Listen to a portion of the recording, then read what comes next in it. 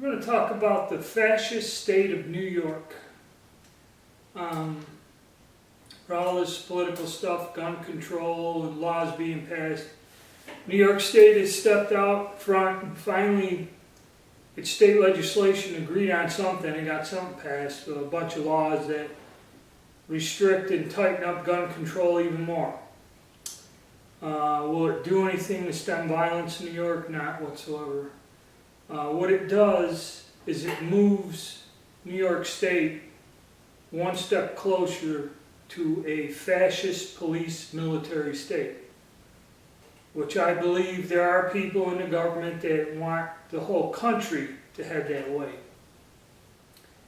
And a lot of the problems are saying it's the economy, money, and that is what plagues that state and the problems there. How do I know? I was born and raised there in Utica, New York, in upstate New York, and lived there 40 years of my life.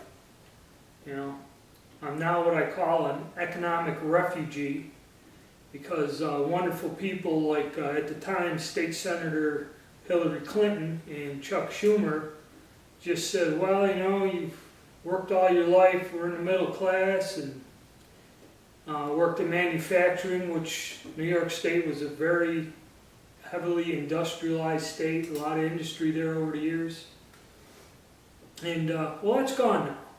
So you're just going to make 25% of what you used to as your income and be service related, like as a busboy or waiter or something. That's what you're going to do. And if you don't like it, too bad. So needless to say, me and thousands of other people had moved out of that state and never to return. The big problem with New York State is about 80% of the population lives within a 100-mile radius of New York City.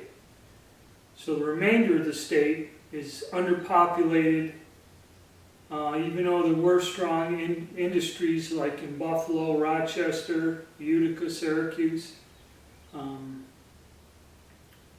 Buffalo, I'm sorry, not Buffalo, I mentioned it already, Binghamton. All of that's gone. The state tax system is set up to where no major industry can operate and make a profit there. The only good thing is the whole area is a holding area for anybody who's disabled on some kind of social welfare program or something. Those are the people that make out. Those are the people that, if you want to live that minimal existence, collecting a government check, but you don't have to worry about ever working or doing anything ever again.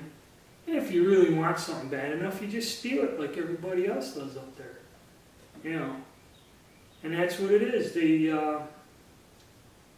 They export unwanted people from the New York City area by building, or they have built a prison system all through upstate New York. And then what they do is they send the petty criminals up to the prison, state prisons, and then their family has to see them and the state has to pay. So their family says, you know what, why don't you just move up there because we're not paying the bus for you to ride the bus back and forth to visit them. And they set them up where Utica had a population of 125,000 people at one time. That's down to about 50,000 now. But there's 3 gigantic hospitals that service the city that are full constantly. Because the city, I think,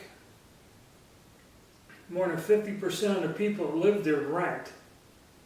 And they're all on some sort of medical disability or just old. And the hospitals are constantly full. And, it's just a free-for-all. It's like just a storage area for sick, old, and criminals. That's all it is, the open-air prison. And now with these new laws, and you're wondering, well, what about the laws? How can it be bad? Well, they got a clause in there that anybody under a psychiatrist or any kind of psychiatric treatment that mentions doing bodily harm to anyone, it is now a law where the doctor must violate patient doctor privilege and immediately call the authorities and report this person. Now, outwardly it sounds like a good idea. Okay? Yeah, if you could stop a person that's in a psychiatrist's office mumbling about going and killing a bunch of little children in a school, and if you call up and turn this person in and stop from doing that, yeah, it's a good thing. The bad thing about it is it sets a pretext. It sets a pretext where they say, okay, we're going to pass this law, and anybody under mental care, of any type, if they mention doing something violent, turn them in. And then it's also how you interpret that. It's like, say you're in there for whatever reason or something, and you say, hey, there's my neighbor's dog taking a dump on my lawn again. I could kill that guy sometimes. Does that get you turned in? Does that get you put under investigation? Put on a list as a potential threat to society? I don't know. Kind of all depends how you look at it.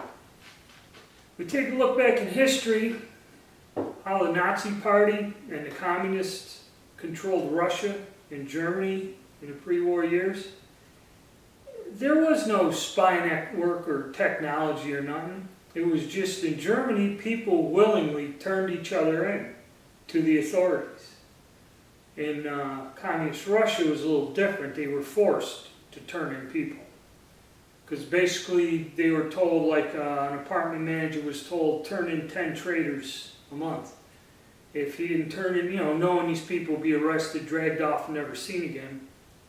If he didn't turn in 10 people living in the building, if he turned in 8 or 9, or say he turned in 9 people, the 10th one would be him.